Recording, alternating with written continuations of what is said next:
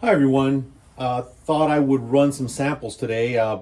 Very popular sample looks like these days is produced water from the oil and gas industry, and I just received several samples to analyze, and I thought I would go ahead and do it live. So what we have here is the Raptor portable system. It's set up in a lab, so I'm actually extending my monitor to a second monitor and a second keyboard and mouse. So even though it's a portable system, it can be used in a laboratory environment.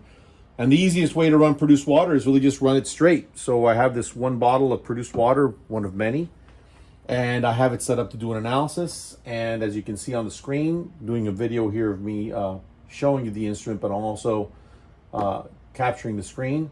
We're just going to do a run. We're going to increment this run, and we're going to do a quick start, and we're going to start an analysis. The analysis will start automatically. Let me move these two graphs over. I'm just showing size. This is a number weighted distribution. We could also look at a volume weighted distribution.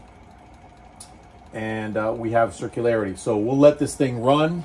As we're running, I'll just point out a couple things. We could see the number of particles. Remember, this is a number-based instrument, so we can count particles.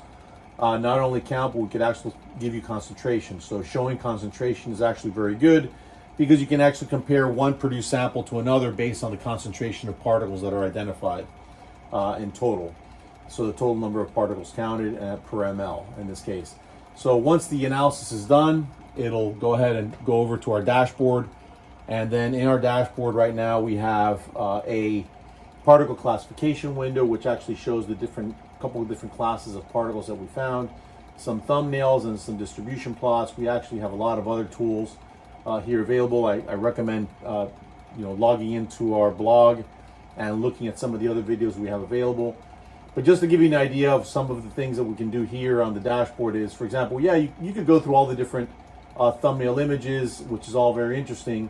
But you can also look at the classifications. So the nice thing about the classifications is, for example, if I just wanted to see just the irregular large particles, which constituted, in this case, of 15.2% or 15.3% of the entire population, I could view the samples, the thumbnail images of just that subpopulation.